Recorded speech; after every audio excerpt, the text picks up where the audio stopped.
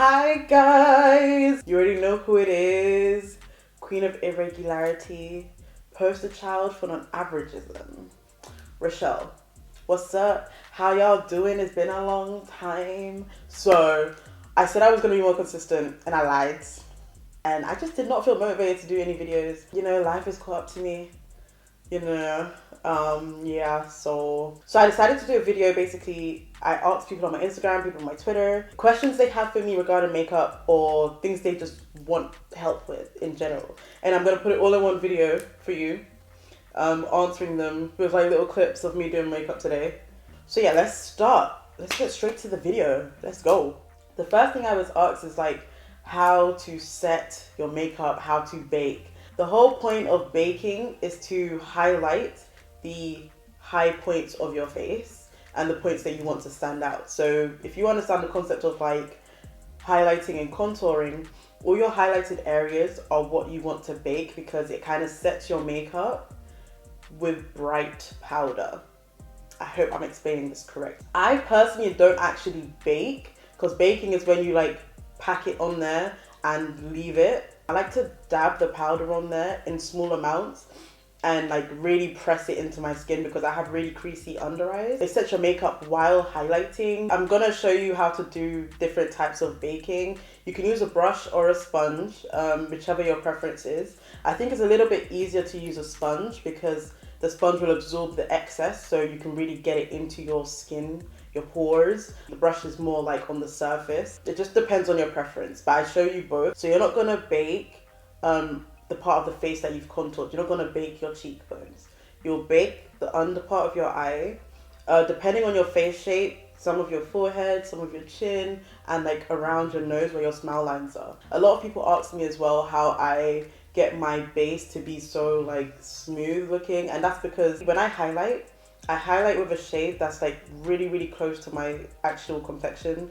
I don't go like 5 shades lighter. I literally keep it all within like 2 shades difference. When I set my concealer, I use like a banana-y shade. I don't use white or something that's super bright under my eyes. I use something that's quite like yellow neutral tone, so it looks all uniform. It depends on like your preference, but I really don't like the high contrast in the face. I feel like because my face is quite round and oval and I've got like, you know, these big cheeks and everything, if I try to do like the big contrast on my face, it's just gonna, I don't think it's gonna look right. It won't suit me. So it really, you have to just experiment and like work with your face. The next thing I was kind of asked to demonstrate and to explain is how to blend eyeshadow. I'm going to try and give like the most beginner friendly explanation of this. When you blend eyeshadow, it involves like 2 things. It's the brushes and it's the shades that you use. It goes dark, middle, light. So if you start off with the middle shade, you blend it out and up with the lighter shade. And after you blend it out and up, you want to go in with the darkest shade and, you know, put it in your crease and bring it down. The most important thing you need to do when it comes to blending your eyeshadows is making sure you have the right brushes.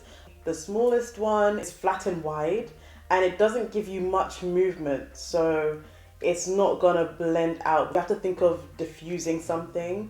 So if you have a bigger brush that covers more surface area and has more movement, you'll get a better blend. So when I use that on my lid, you'll see it doesn't give me a nice blended look. It looks really harsh and looks a bit crazy. The second brush I show you is actually a blending brush. It's just a smaller blending brush. Using this brush to blend out your eyeshadow will work.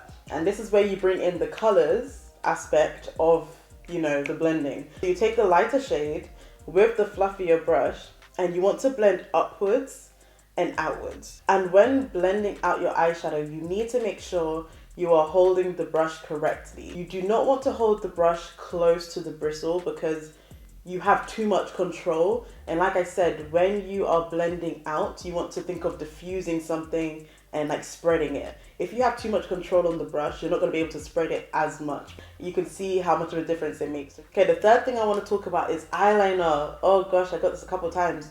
I didn't know that people liked my eyeliner that much. I really, oh my god, guys. Thank you so much, you know, I'm so happy. It's so difficult to like get your foot in the door. I really understand. But there's a couple things that I do that helps me a lot and made me improve on my eyeliner stuff. So hopefully these tips can help you. First of all, the type of eyeliner you use really makes a difference. It really just depends on one that you feel like you have more control over. As a beginner, I would say get the one where you can like dip it in the liquid and like paint it on, or get the pen. Another thing about eyeliner is you kind of have to go with your eye shape to make it look good. Some people don't have like symmetrical eyes, like maybe one eye they have like a bit more of a hood on than the other eye, and you have to kind of work with it.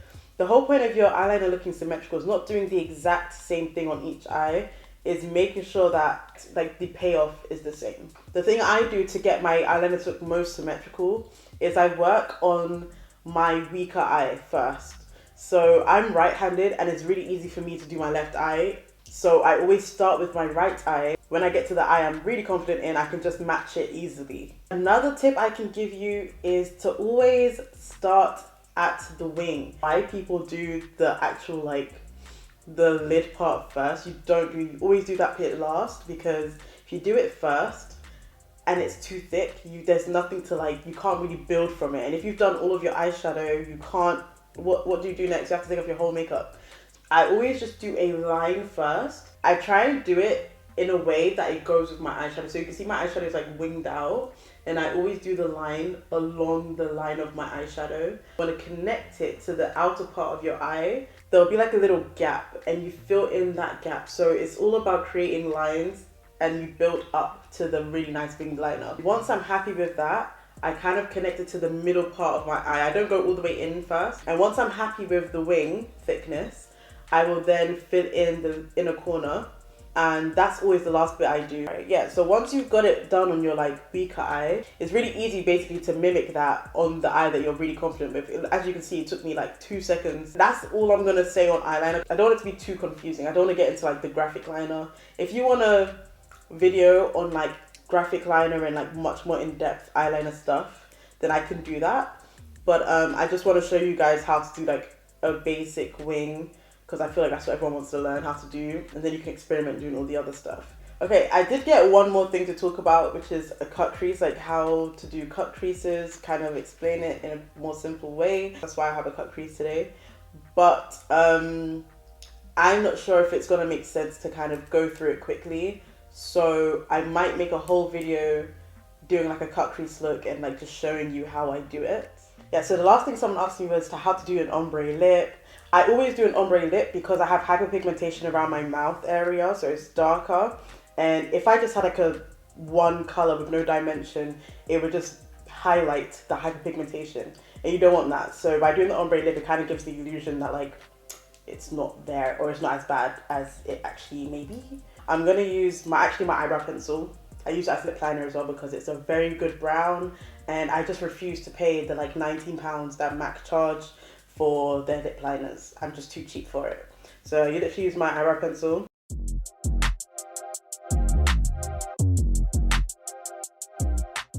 I literally just like go on the line of my lip, and I mush them together, and then I fill in my little cupid's bow. Now that you've lined your lips, it should look something like this. Taking this like bright pink, purple, like magenta type of color, and I'm gonna just dot it on my lips. I don't want it to be too bright because I don't like having like super bright lips.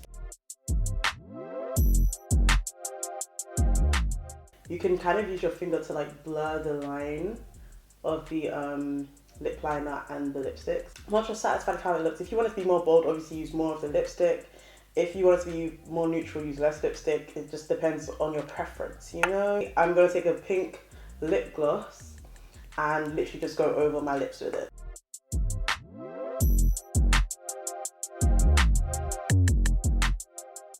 The key to doing ombre lips is when you go in with the lip gloss, you want to make sure you go over your whole lip because it just kind of blends in both of the colors of your lip liner and your lipstick together. So if you don't do that, then it's not gonna look as blended together. Same formula, change up the colors. If there's anything else you guys want me to talk about, maybe more in depth, or just like another video where I mash up like loads of tips and stuff like this, let me know. Also, do you know what? I've kind of been at like a creative block. Like I don't know what kind of videos I want to put out. I genuinely don't know. The lighting in this video is inconsistent as hell because London is crap. And yeah, the lighting's going to be inconsistent as hell throughout this whole video, but I hope you can still see what I'm doing. I really tried my best to make it consistent. I've been like stopping and starting and changing lighting and stuff like consistently, so hopefully it's not too bad. Thank you guys for watching. I hope this has been helpful. You already know the drill. Like, subscribe, follow me on my Instagram, and I'll see you guys in my next video. Yeah, peace.